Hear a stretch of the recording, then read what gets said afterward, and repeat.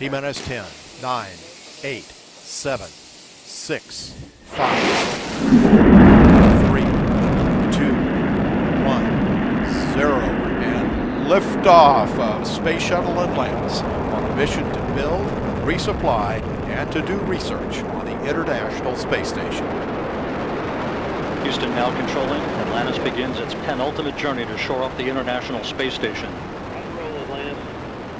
Atlantis now in the proper alignment for its 8.5-minute ride to orbit. 4.5 million pounds of hardware and humans taking aim on the International Outpost.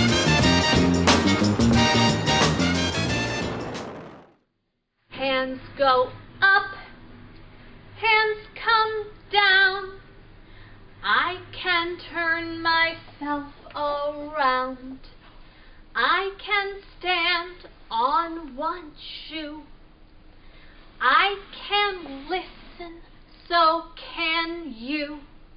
Let's sit down, I'll show you how.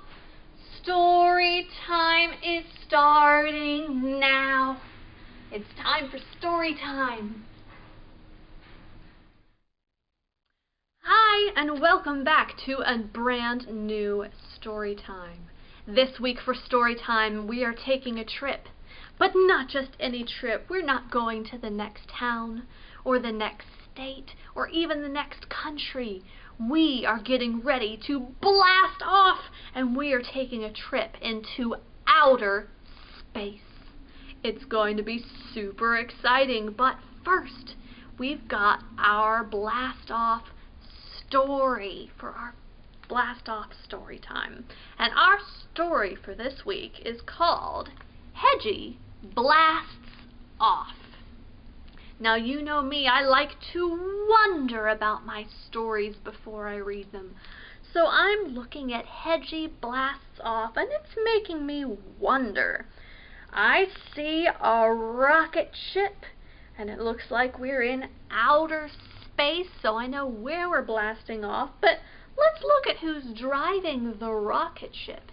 Is that an astronaut or even a person? No, it's not. It's a hedgehog. So I'm curious to read this story about an astronaut who's a hedgehog and flies off into outer space. Let's read Hedgie Blasts Off.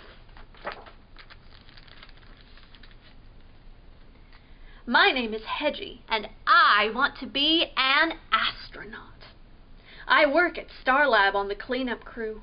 I've never flown on a spaceship, but I take care of the Doppler rocket for the professor, the smartest scientist on Earth.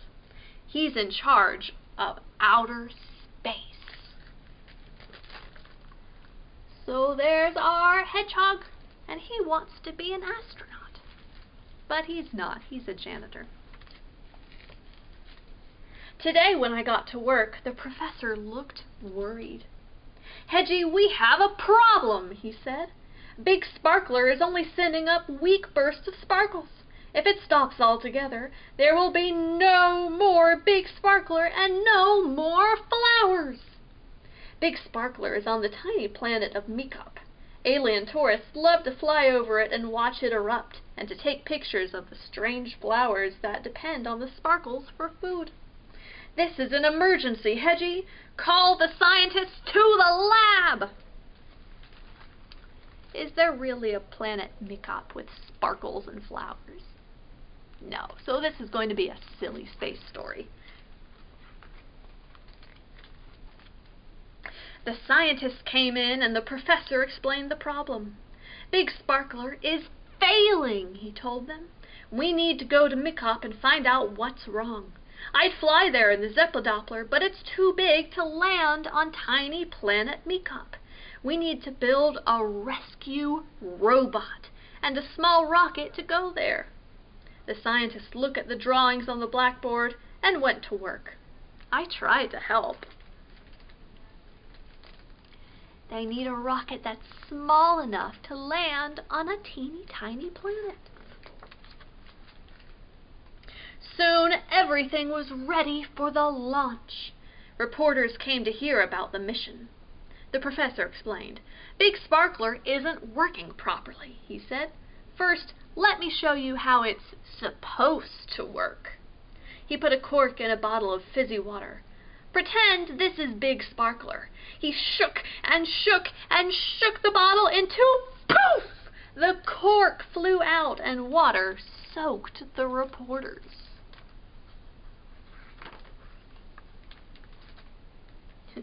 But now, Big Sparkler is sending up fewer and fewer sparkles. We think it may stop altogether, the professor said. How could you find out what's going on? A reporter asked. Meet Rescue Robot, the professor answered. He threw open the hatch to the rocket, but the pilot's seat was empty. We looked all around the lab. No robot. Then I opened the door to the cleanup crew closet. There he was in sleeper mode, spikes jammed fast. Rescue Robot had probed too soon, gotten stuck, and crashed. Oh no! Now they don't have a robot to drive the tiny rocket. What do you think they're going to do? The reporters looked at the professor. The professor looked at me and Rescue Robot. Then he whispered in my ear, Hedgie, you're the only one who will fit into the rocket. How would you like to go to outer space? I nodded my head, yes! The professor turned to the reporters. A little change of plans, he told them. Meet Rescue Hedgie. No programming necessary. The professor looked at me. Come back and tell us what you find, Hedgie, and we will fix the problem. So Hedgie is going to get his dream. He's going to get to fly up into outer space. Are you ready? Countdown. 3, 2, 1. Blast off! Zoom! The tiny planet Mikop got larger and larger before my eyes. Whoa! Look at Hedgie all the way up in outer space. The engines roared as the rocket settled onto Mikop's surface. I climbed out of the hatch. Big Sparkler's crater was in front of me. The flowers circling it had turned into little gray puffballs. Suddenly I was startled by a low, flying saucer. It buzzed down just as Big Sparkler struggled to erupt. A thin stream of glittery sparkles sifted through the air and dusted the passing ship. The tourists inside shrieked and threw things out of their portals and into the crater. Oh no, the tourists are littering and they're throwing things into the crater. That's not good.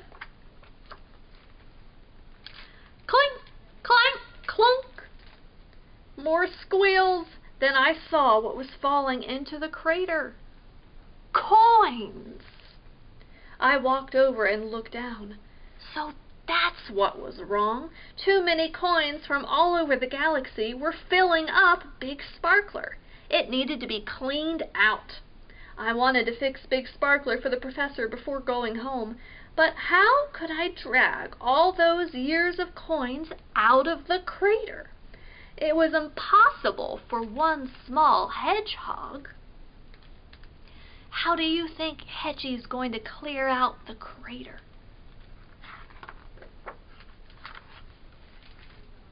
Then I remembered the big bottle of fizzy water and the cork. What if I became the cork for Big Sparkler? One small hedgehog might just be perfect for the job. I took a big jump before I was too scared. Hedgie jumped into the crater. Do you think his plan is going to work? I landed in the opening and puffed up my prickles to stop it up completely. I told myself, just hold fast with every prickle. I felt Big Sparkler pushing against me. The more it pushed, the tighter I held on. Hold fast! Hold fast! Hold fast! Kaboom! 1, 2, 3, whoosh! Big Sparkler erupted with a tremendous roar, and Hedgie flew up. Oh my goodness!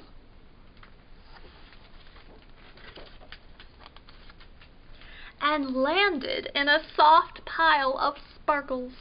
Giant flowers came alive right before my eyes. Hedgie did it! He fixed it! I raced back to the rocket and took off for home. I was making a victory orbit around Mikot when I saw the alien tourists. They were squealing with joy. Instead of throwing good luck coins into Big Sparkler, they were trying to catch them flying through space. I hope it takes years for them to collect all those coins. So Hedgie fixed Big Sparkler. Good job, Hedgie. Back at Star Lab, I was in for another surprise. I stood beside the professor as he said a few words to the reporters. Please meet our first hedgehog astronaut. The scientists at Star Lab proudly present Hedgie with the official astronaut star for his courage and cool thinking. I was an astronaut.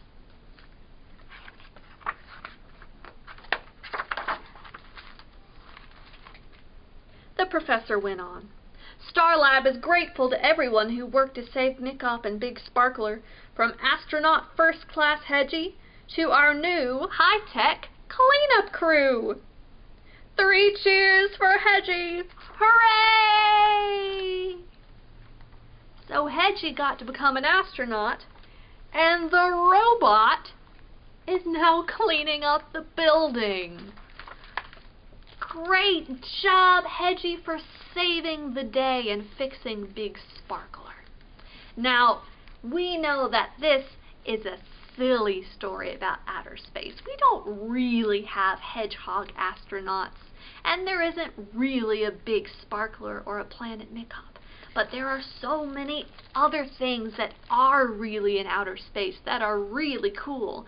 And before we blast off to go check them out, we have to learn all about them so we'll know what we're seeing when we're zooming around.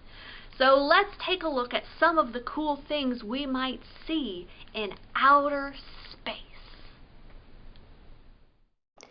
If we're going to blast off into outer space, there are some things we need to know first. Here's one. What is this?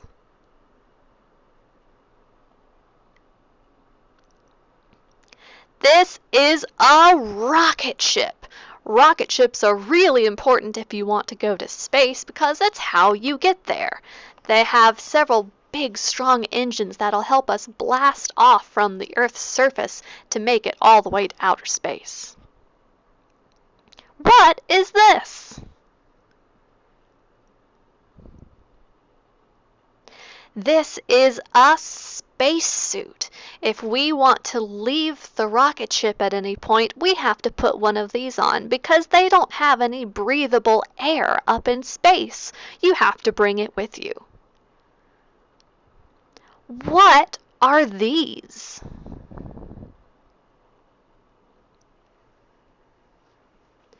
They're stars. There are so many stars up in outer space. Most of them are very, very, very, very far away. What is this?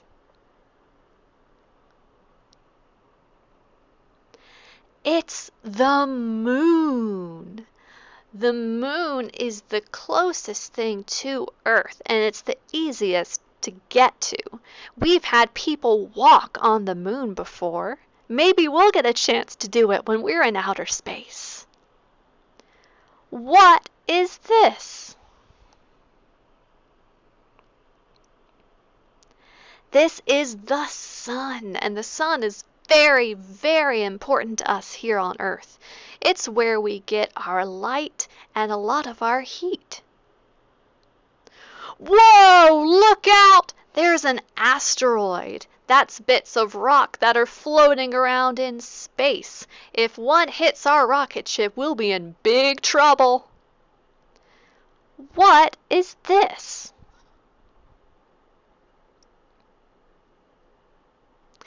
This is the International Space Station. This is where astronauts live if they're going to be up in space for a long time. People from all sorts of different countries can come up here and study the neat things in outer space. Great job! Now we know everything we need to know to blast off. So it's time for our rocket ship song. Are you ready? Let's head back to the library. Okay, it's time for us to blast off and go check out outer space. But we need to know all of the moves so we can blast off correctly and safely. First of all, we're going to say zoom, zoom, zoom. We're going to the moon. Zoom, zoom, zoom. We're going to the moon. And then we're going to invite everyone to climb on our rocket ship to go to the moon. And then comes the most important part. Before every rocket ship blasts off, there is a countdown. So we need to know how to count backwards from 10 all the way to 1. And while we do that, we're going to crouch down really, really little. So we're going to go 10, 9, 8, 7, 6, 5, 4, 3, 2, 1.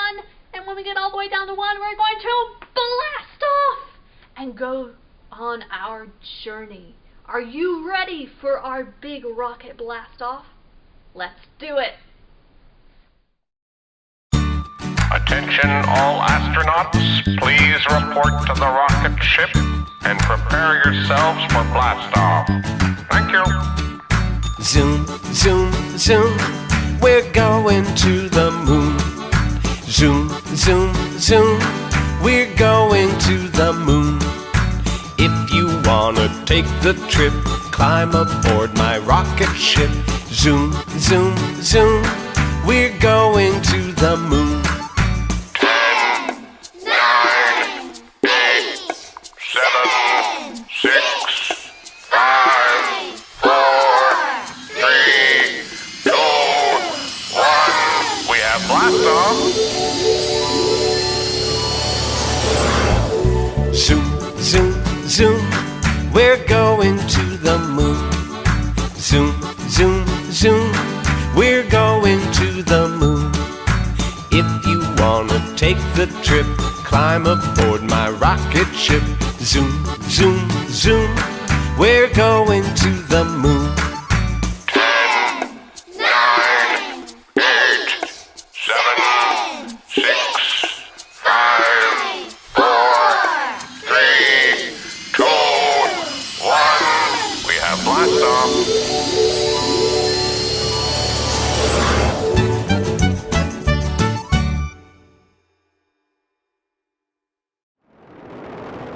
30 seconds into the flight. Atlantis almost 2 miles in altitude, almost 6 miles downrange from the Kennedy Space Center already, traveling 500 miles an hour. The 3 liquid fuel main engines now throttling back to 72% of rated performance, going into the bucket, reducing the stress on the shuttle as it breaks through the sound barrier.